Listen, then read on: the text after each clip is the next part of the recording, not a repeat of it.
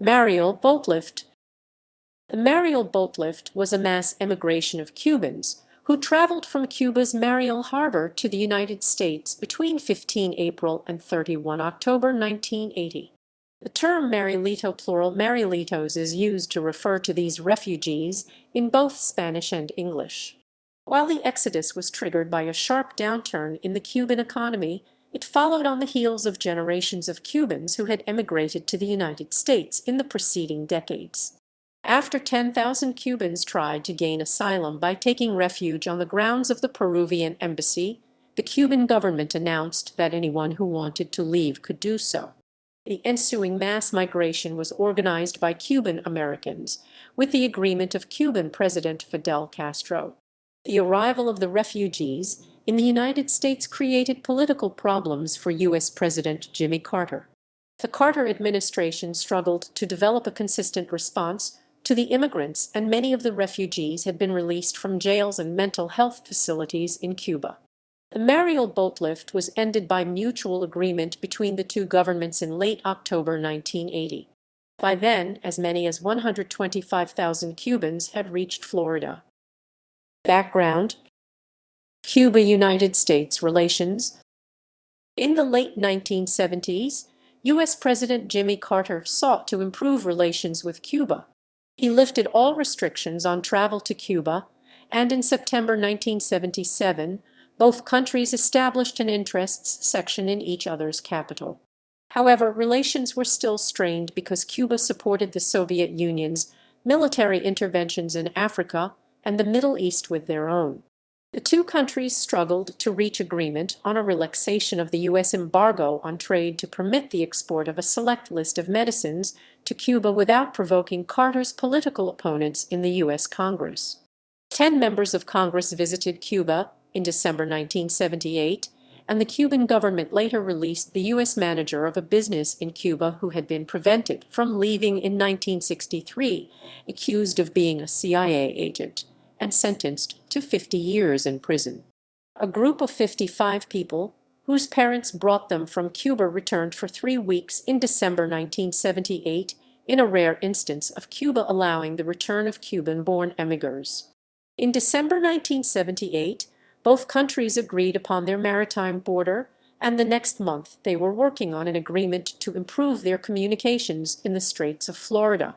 The U.S. responded to Cuban relaxation of restrictions on emigration by allowing Cuban Americans to send up to $500 to an emigrating relative equivalent. In November 1978, Castro's government met in Havana with a group of Cubans living in exile, agreed to grant an amnesty to 3,600 political prisoners, and announced that they would be freed in the course of the next year and allowed to leave Cuba. Caribbean Holidays began offering one-week trips to Cuba in January 1978 in cooperation with Cubature, the official Cuban travel agency. By May 1979, tours were being organized for Americans to participate in the Cuban Festival of Arts Carifesta in July, with flights departing from Tampa, Mexico City, and Montreal. Haitian immigration to the United States. Before 1980, many Haitian immigrants had come to American shores by boat. They were not granted legal protection because they were considered economic migrants rather than political refugees, despite claims made by many Haitians that they were being persecuted by the Duvalier regime. U.S. Presidents Richard Nixon and Gerald Ford denied claims of asylum in the United States for Haitian migrants by boat. A backlash by the Congressional Black Caucus ensued, which claimed that the U.S. government was discriminating against Haitian immigrants. Prelude: Rush to embassies in Cuba. Several attempts by Cubans to seek asylum at the embassies of South American countries set the stage for the events of the spring of 1980. On 21 March 1978, two young Cuban writers who had been punished for dissent and denied permission to emigrate, Reynaldo Colas Pineda and Esteban Luis Cardenas Junquera, unsuccessfully sought asylum in the Argentine embassy in Havana and were sentenced to years in prison. On 13 May 1979, 12 Cubans sought to take asylum in the Venezuelan embassy in Havana by crashing their bus through a fence to gain entry to the grounds and the building. In January 1980, groups of asylum seekers took refuge in the Peruvian and Venezuelan embassies, and Venezuela called its ambassador home for consultations to protest that they had been fired on by the Cuban police. In March, Peru recalled its ambassador, who had denied entry to a dozen Cubans who were seeking asylum in his embassy. The embassy invasions then became a confrontation between the Cuban government and the Havana embassies. A group of Cubans attempted to enter the Peruvian embassy in the last week of March, and on April 1, a group of 6 driving a city bus was successful in doing so, and a Cuban guard was killed by a ricocheting bullet. The Peruvians announced that they would not hand those who were seeking asylum over to Cuban police. The embassy grounds contained 2 two-story buildings and gardens covering an area the size of a U.S. football field, or 6,400 square yards. The Cuban government announced on 4 April that it was withdrawing its security forces, who were normally officers from the Interior Ministry armed with automatic weapons, from that embassy. We cannot. Following that announcement, about 50 Cubans entered the embassy grounds. By nightfall on April 5, that number had grown to 2,000, including many children and a few former political prisoners. Approval to emigrate. Cuban officials announced through loudspeakers that anyone who had not entered the embassy grounds by force was free to emigrate if another country granted them entry. Peruvian President Francisco Mariel had announced a willingness to accept asylum seekers. Diplomats from several countries met with the Peruvians to discuss the situation, including the crowd's requirements of food and shelter. An official of the U.S. State Department stated on April 5 that the country would both grant asylum to bona fide political prisoners and handle other requests to immigrate by following standard procedures, which provided for the issuance of 400 immigrant visas per month to Cubans, with preference given to those with family members who were already in the United States. By April 6, the crowd had reached 10,000, and as sanitary conditions on the embassy grounds deteriorated, Cuban authorities prevented further access. The Cuban government called those seeking asylum bums, antisocial elements, delinquents, and trash. By April 8, 3,700 of the asylum seekers had accepted safe conduct passes to return to their homes, and the government began to provide shipments of food and water. Peru tried to organize an international relief program, and it won commitments first from Bolivia, Colombia, Ecuador, and Venezuela to help with resettlement, and then from Spain, which agreed to accept 500. By April 11, the Cuban government began to furnish asylum seekers with documents that guaranteed their right to emigrate, including permanent safe conduct passes and passports. In the first 2 days, about 3,000 received those papers and left the grounds. On 14 April, U.S. President Jimmy Carter announced the U.S. would accept 3,500 refugees, and that Costa Rica had agreed to provide a staging area for screening potential immigrants. Immigration process and violence. The Cuban government organized acts of repudiation against those who wished to leave the island. Mobs would sometimes beat their targets, force them to walk around with accusatory signs on their necks, or trash their homes. The Cuban government facilitated an emigration process that gave special privilege to those deemed socially undesirable. People deemed homosexual would be allowed to leave the country. Those with gender non-conforming behavior were especially targeted by authorities for departure.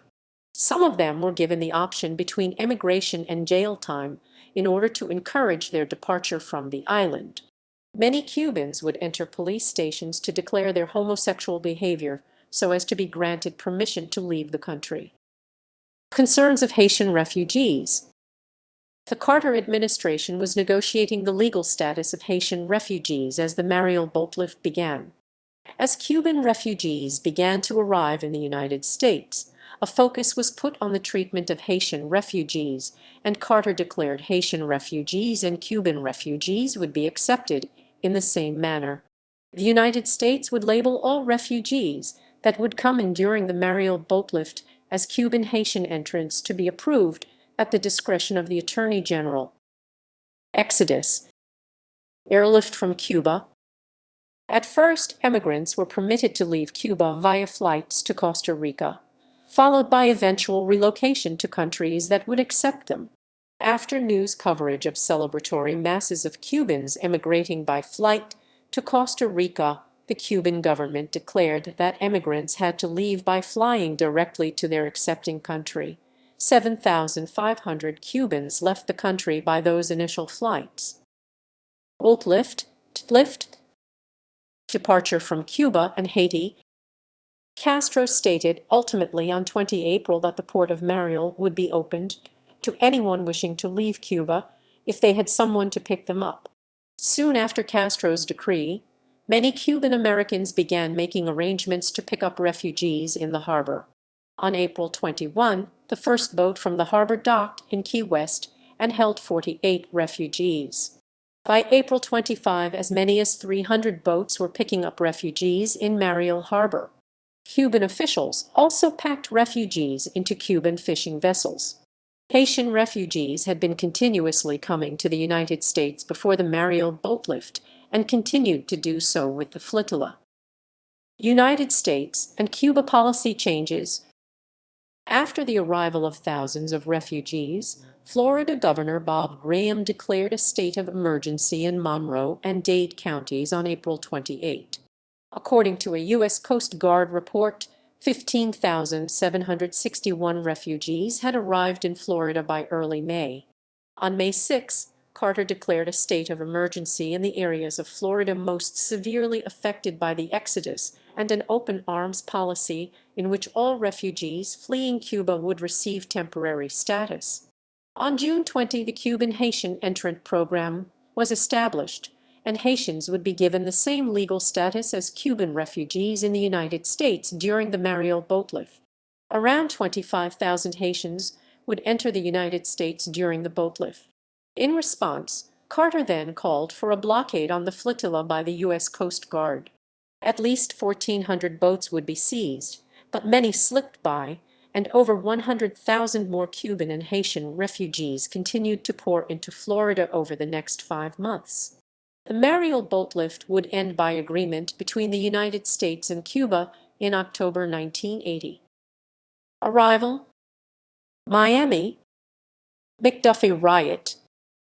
During the Mariel boatlift, the McDuffie riots were raging in the Liberty City and Overtown neighborhoods of Miami.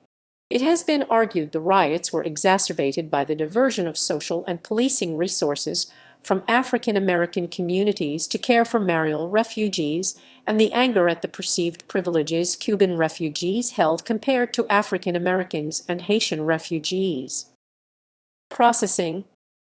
Dispersal to refugee camps. Crowded conditions in South Florida immigration processing centers forced U.S. federal agencies to move many of the Marielitos to other centers in Fort Indiantown Gap, Fort McCoy, Camp Santiago, Puerto Rico, and Fort Chaffee. Federal civilian police agencies, such as the General Services Administration's Federal Protective Service, provided officers to maintain order inside the gates of the relocation centers. Riots occurred at the Fort Chaffee Center, and some detainees escaped, an event that became a campaign issue in the re-election defeat of Governor Bill Clinton. Evolving legal status. Most refugees were ordinary Cubans. Many had been allowed to leave Cuba for reasons that, in the United States, were loyalty neutral or protected, such as tens of thousands were Seventh-day Adventists or Jehovah's Witnesses. Some had been declared anti-socialist in Cuba by their CDR.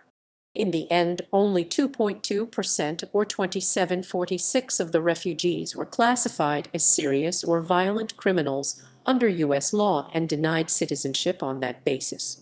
In 1984, the Mariel refugees from Cuba received permanent legal status under a revision to the Cuban Adjustment Act of 1966. Haitians were instead considered to be economic refugees, which made them unable to get the same residency status as Cubans and therefore subject to deportation. 2 years later, under the Immigration Reform and Control Act of 1986, all Cuban Haitian entrants who had immigrated in 1980 were able to apply for permanent residency. By 1987, several hundred Marielitos were still detained because they were inadmissible under immigration law. Local police departments had also arrested around 7,000 Marielitos for felonies committed in the United States. Those arrested there served their prison sentences, only to be detained by INS as candidates for deportation.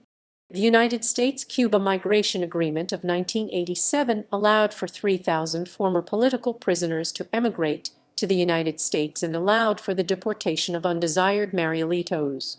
After news of the agreement broke, many detained Marielitos in Oakdale and Atlanta prisons rioted and took hostages. The riots ended after an agreement was reached to stop deportations until all detainees were given a fair review of their deportation case.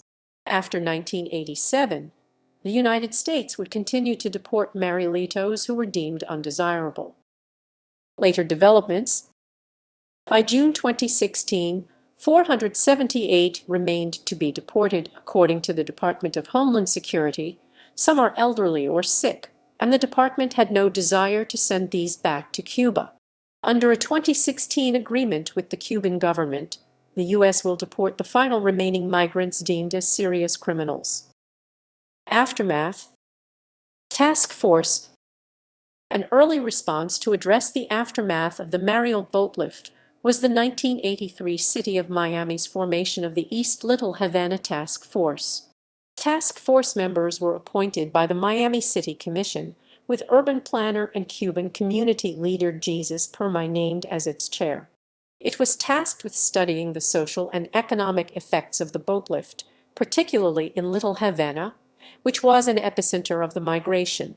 The task force adjourned a year later and submitted its findings and official recommendations, called the East Little Havana Redevelopment Plan, to the Miami City Commission and Mayor's Office in 1984. Effect on Miami crime. At the time, the Immigration and Naturalization Service identified 1,306 migrants as having questionable backgrounds. Scholars have found that many Mariel immigrants with criminal records were incarcerated for minor crimes that would not be considered crimes in the U.S., such as selling goods in the black market. Estimates assert that the Cuban refugees only included some 2,700 hardened criminals.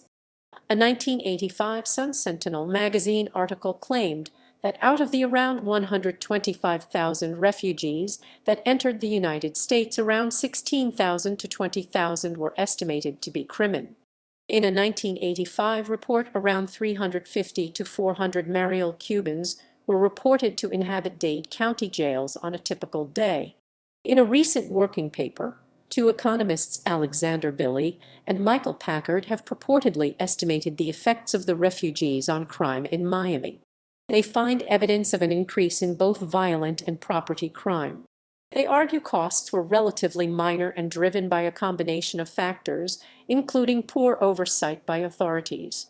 They conclude the rise in crime could have been avoided and does not justify current fears surrounding migration. Effect on Miami labor market. 2016 reappraisal. In 2016, Harvard economist George J. Borges revisited David Card's analysis in light of new insights into immigration effects since 1990. He used the same current population survey CPS data. However, he focused only on workers who were non-Hispanic as the best approximation to the native-born, age 25-59 prime working age, male, high school dropouts. The last characteristic was especially important since 60% of Marielitos did not complete high school, and even many of the remaining 40% who had completed high school were looking for unskilled jobs because of their lack of linguistic and other skills. Marielitos, therefore, competed directly with high school dropouts. Borges next compared the inflation-adjusted wages of Miami residents who had those characteristics with wages of the same segment of the American population in all other American metropolitan areas except Miami.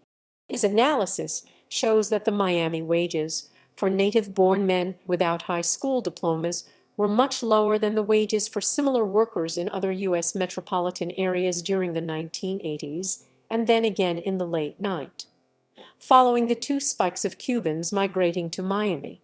One of his conclusions was that during the 1980s, wages in Miami were a full 20% lower than they were elsewhere. In 2017, an analysis of Borges' study on the effects of the boatlift concluded that Borges' findings may simply be spurious and that his theory of the economic impact of the boatlift doesn't fit the evidence. A number of other studies concluded the opposite of what Borges' study had found. Writing for the IZA Institute of Labor Economics, the two economists Michael Clemens and Jennifer Hunt have claimed that conflicting results could be explained by the changes in the subsample composition of the CPS data.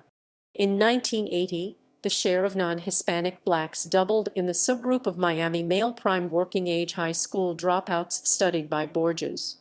No similar increases occurred in the subgroups of populations in the control cities identified by either Card or Borges. Since there was a large and significant difference between wages of black and non-black high school dropouts, the changing composition of the CSP subgroups created a spurious decline in the wages of the native population. According to Clemens and Hunt, the compositional effect accounts for the entire impact of the Mariel boatlift on the wages of native workers estimated by Borges. Effect on political attitudes. Fidel Castro would attempt to state how those leaving in the Mariel boatlift were undesirable members of Cuban society. With Castro's condemnation and reports that prisoners and mental health patients were leaving in the exodus, it was believed by some that Marielitos were undesirable deviants. Opponents of then U.S. President Jimmy Carter and the Democratic Party would hail the Mariel boatlift as a failure of his administration. Ronald Reagan would instead praise Marielitos in his ideological campaign against Cuba. The boatlift would also help spark policy demands for English-only government paperwork after Miami-Dade County residents voted to remove Spanish as a second official language in November 1980. Former U.S. President Donald Trump's senior policy advisor Stephen Miller used the boatlift as evidence of the dangers of unchecked immigration. In popular culture, the boatlift has been the subject of a number of works of art, media, and entertainment. Examples include Against Wind and Tide, A Cuban Odyssey 1981, a PBS documentary film nominated for the Academy Award for Best Documentary Feature, Scarface 1983, a dramatic film about a Marielito who becomes a drug lord, The Perez Family, a novel by Christine Bell, a group of Marielitos who share the same last name pretend to be a family. The Perez Family 1995, a film based on the novel. Before Night Falls 1992, English translation 1993, the autobiography of Marielito Reinaldo Arenas. Before Night Falls 2000, a film based on the book. 90 Miles 2001, an American documentary film and memoir written and directed by Marielito Juan Carlos Zaldivar. Finding Manana, a memoir of a Cuban exodus 2005, a memoir by Murta Agito. Voices from Mariel 2011, a documentary film that tells the story of 10 families. Voices from Mariel, oral histories of the 1980 Cuban boatlift. The events at the Peruvian embassy are depicted in To-Dos See Van Everyone's Leaving 2006 in Spanish, 2013 in English, a novel by Wendy Guerrero.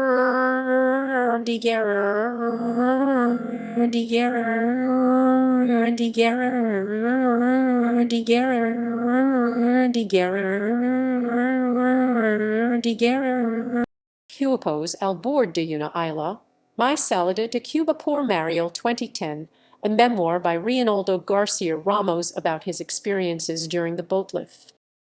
Notable Marielitos. Notable Mariel boatlift refugees include